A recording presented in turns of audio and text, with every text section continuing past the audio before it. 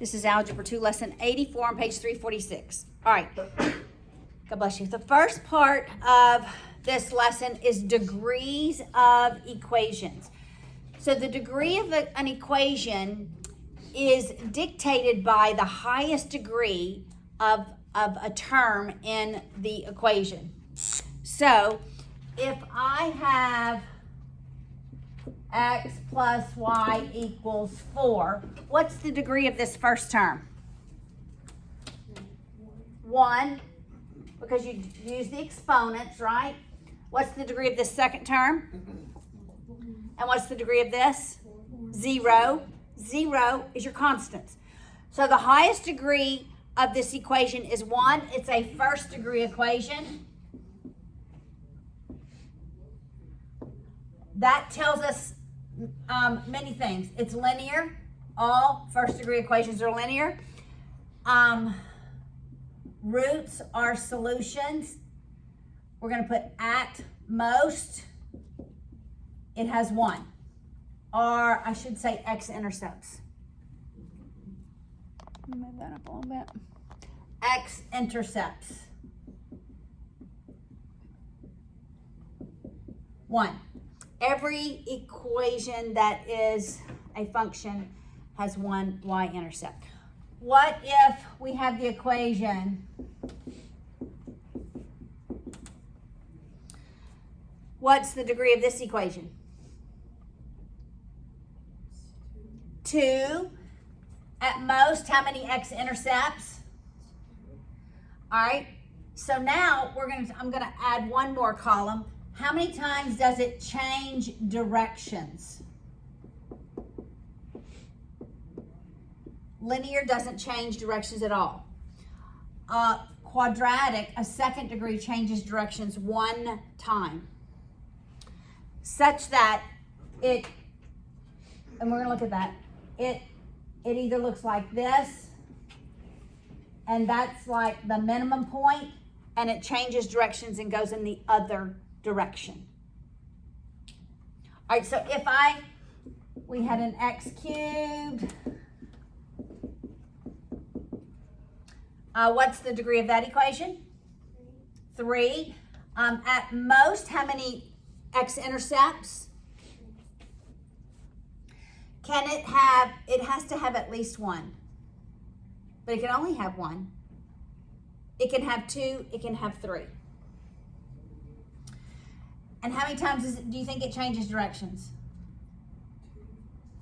1 less than the possible roots. That is correct. Such that if I'm graphing a cubic equation, it looks something like that. It changes directions. It goes this direction, then there's the first change, there's the second change. Got it? What do you think about this?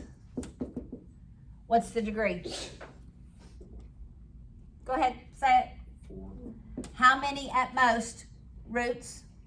4. How many times does it change directions? 3. Y'all are getting this. 1 less than the number of roots.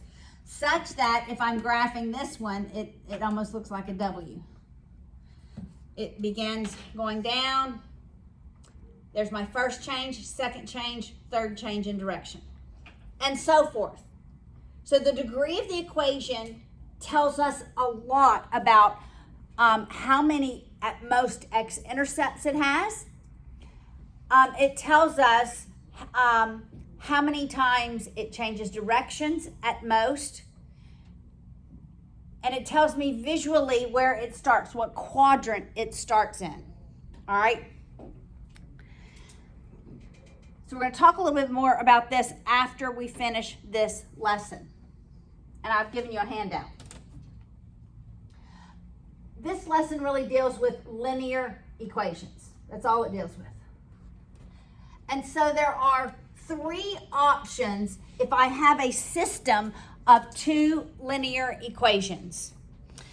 Now we've solved for the system of 2 linear equations in 2 manners. We've either used substitution or we've used elimination. And we've always come up with one point where both of those equations are consistent, where they intersect.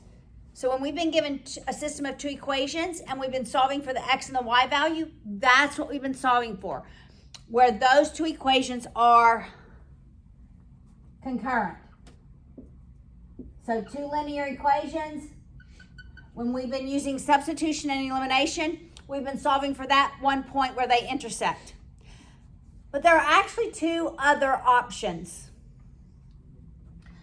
The lines could actually be parallel and never intersect, such that they have no points in common at all. And then there's a third option where that's the first line and this is the second line. It's the same exact line. That, an example of this would be y equals x plus 4, 2y equals 2x plus 8. All I did is I just guessed this first one and then I multiplied every term by 2. And they're the exact same equation. So we're going to talk about what is true about these three different options. There are really two words two words that are both negated. So we can have consistent and inconsistent, or we can have dependent and independent. All right. So consistent. What is consistent? I'm going to write these definitions over here. Consistent. Consistent means they have at least one solution in common. At least one solution. Can they have more? Yes. They can have more than one solution in common. So what do you think inconsistent is?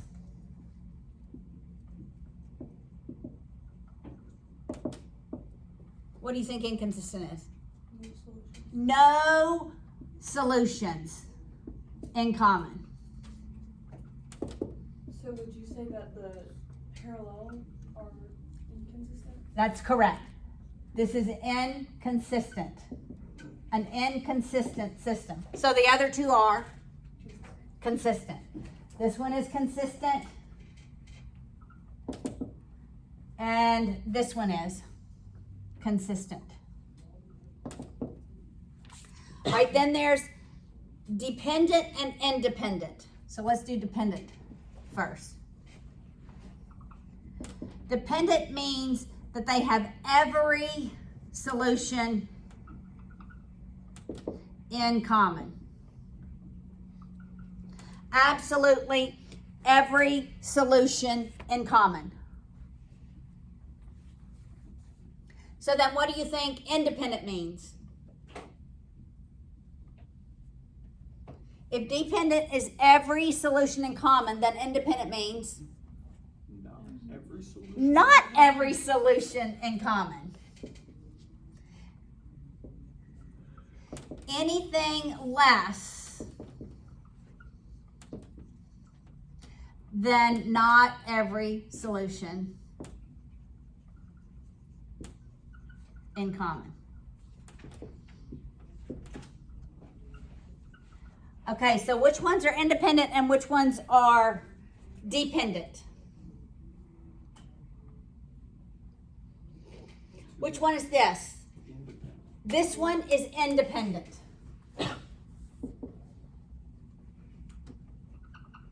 Which one is this? It's independent. And which one is this? Dependent.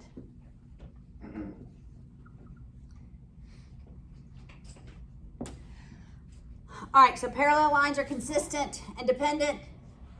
Parallel lines are inconsistent and independent. The same line is consistent and independent. The ones that we've been solving for are consistent and independent. Okay, so let's talk about slopes and y-intercepts. Let's just look at the different slopes and y-intercepts of these three options.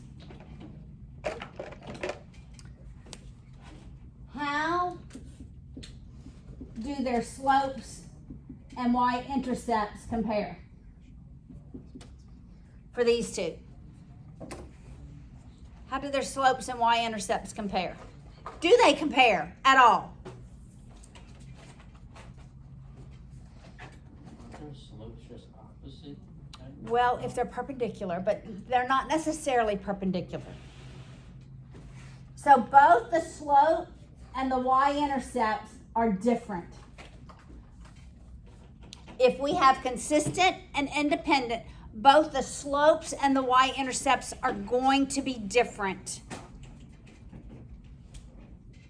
All right, so I could give you two equations and simply ask you, are these equations consistent, inconsistent, dependent, independent? Something like this would look like, I'm just going to make it up.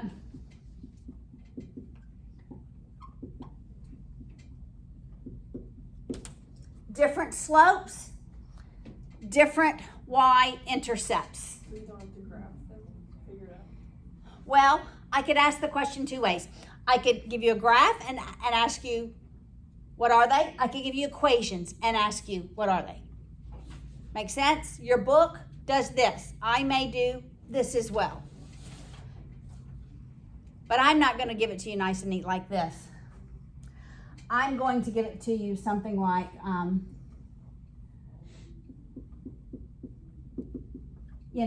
going to give you it in standard form and ask you. I'm not going to make the slope and y-intercept so obvious to you. Make sense? All right. What about the slopes and the y-intercepts of the inconsistent independent? What about the slopes?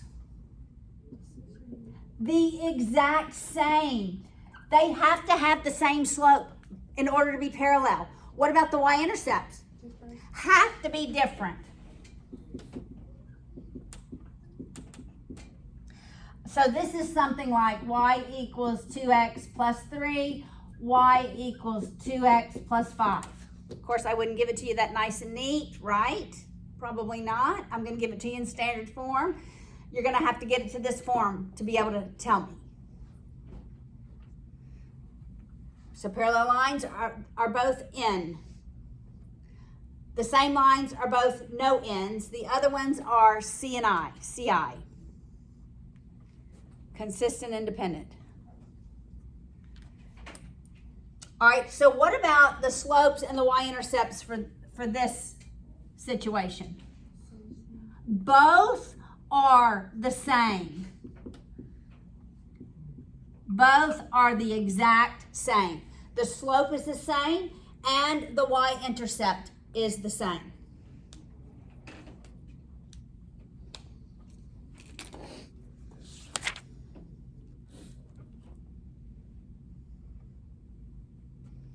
Oh, look, your book also. Okay, we're going to do the practice problem in just a minute. All right, I want us to look at this graphing polynomial functions. This is an introduction so that you're aware of next year. So I'm at this page. First we give the answer page, and then we get one with no answers. Which is, I think I left the third one on the printer. Maybe. Okay, I have one. All right, so look at number 1. Actually, let's read what's above number 1. So the maximum number of turns was that changing in directions. It's always 1 less than the degree. We established that, right? You with me? We established that? And the number of real zeros, a real zero is a zero when it intersects the x-axis. An imaginary zero is when it doesn't intersect the x-axis. That's not a real zero. And then in each graph, we have minima and maxima. I'm going to show you the minima and the maximas.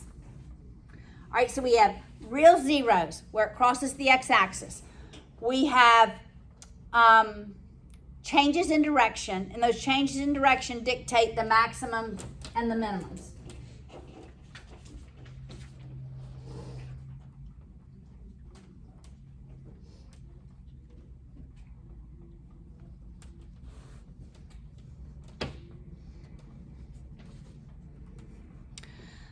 All right, so let's look at this first one. Number one, f of x, that's the proper way to write the equation of a function. This f of x is the same thing as writing the value y. Same thing. Equals x squared plus 2x minus 5. And they've graphed it.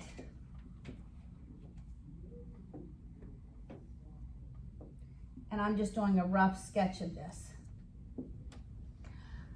All right, so what's the degree of the equation? 2. How many terms do we have? 1. Okay, the number of changes, I prefer changes in direction. 1. That will always be the same as the number of maxima or minima. What are maxima and minima? I'm about to tell you. A maxima is in that one curve what the highest point is. A minima is the lowest point. This is a second degree. It only has one minima or one maxima. Right here is the minima. If graphed, it looked like this, then you would have a maxima. These points are the points at which it changes directions. At the minima, it is neither decreasing or increasing. It is changing directions. At the maxima, it is neither increasing or decreasing. It is changing direction. Make sense? Yep. Are we supposed to know, like, how to, you're giving us the graph, but so do we have to know how to graph those? Well, we are going to learn how to graph parabolas. I think it's lesson 100. Next year, I introduced this so that next year it's not the first time you've heard this. You should hear this in an Algebra 2 class. It is not in your textbook. Some of this is there's one lesson in Algebra 1. But then you don't see it again. So it's important for you to hear these words. All right? We have the x-intercepts. Here is an x-intercept, and here is an x-intercept. When it intercepts the x-axis, what's the value of y? 0. So it's whatever x is, 0. The value of x, 0. We have one y-intercept. What's the value of x? 0, and whatever the y value is.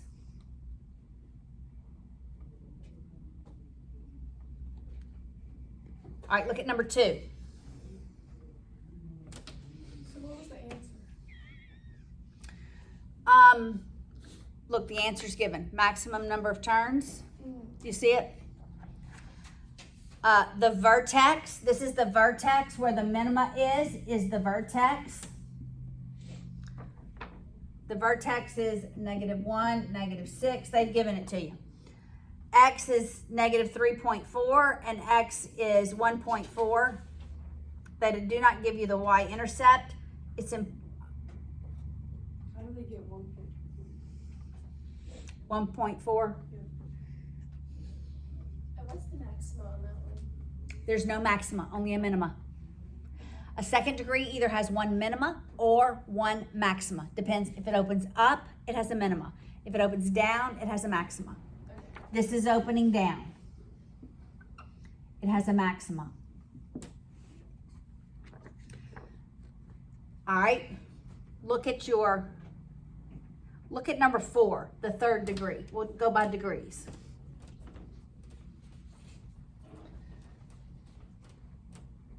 All right, so the fourth one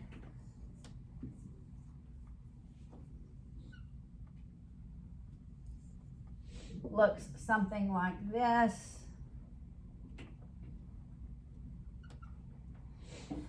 And it's f of x equals x cubed plus x squared minus x minus 2.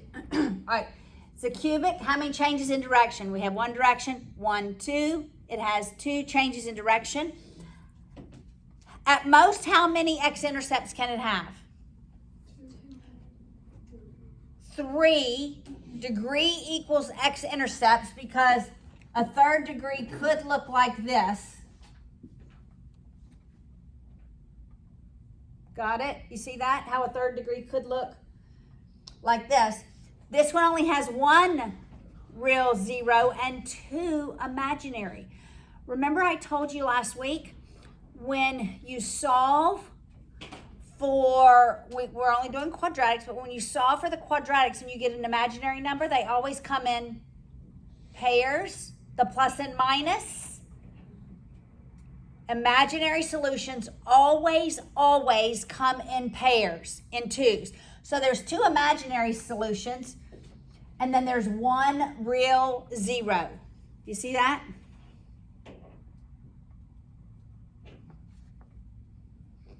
Now this one has, okay, how many maxima or minima? 2, 1 less, because it's the same number of turns.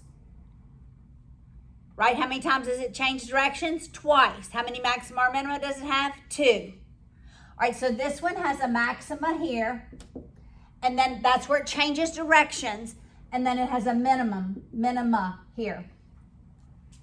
I call them maxes and mins. Make sense?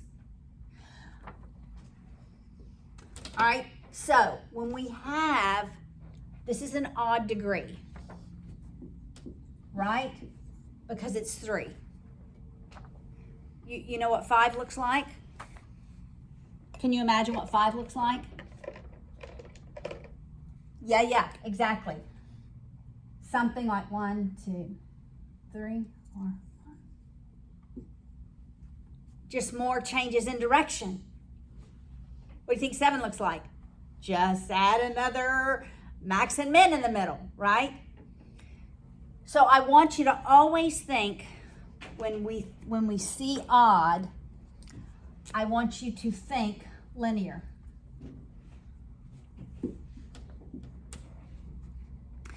Because if I just connected the ends of the arrows, doesn't that look like a line?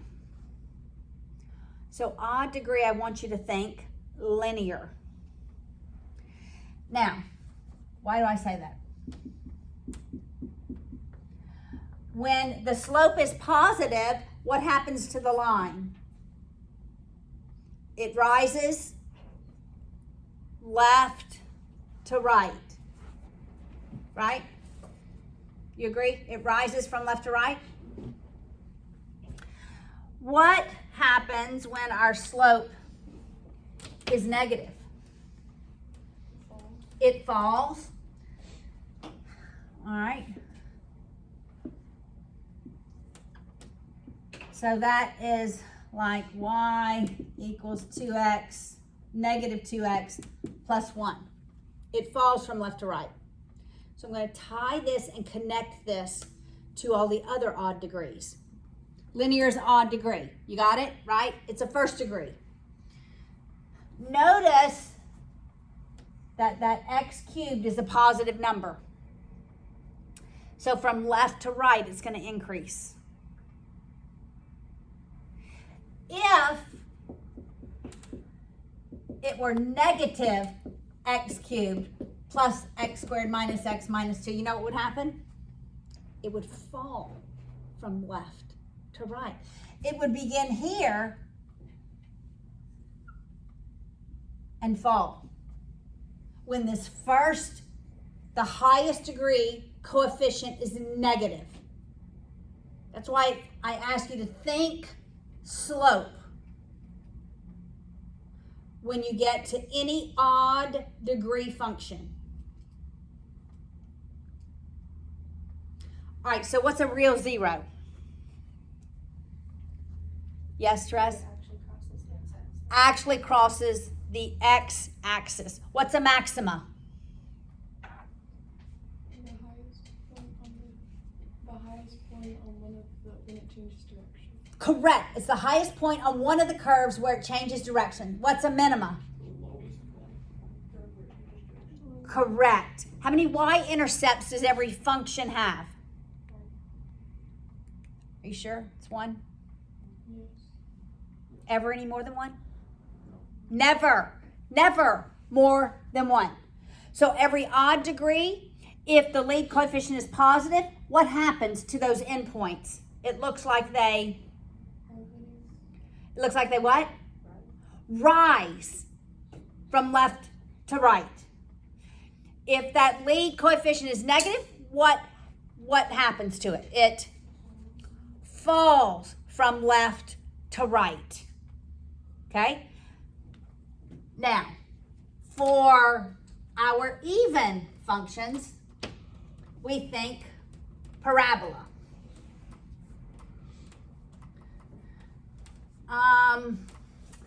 I don't think I'm going to teach the even functions until we get to 100, lesson 100, because that's when you'll understand more clearly the even functions. By even functions, do you mean even number of changes in direction? I mean the degree. Alright. The degree. Alright. All right, makes sense? Even functions versus odd functions.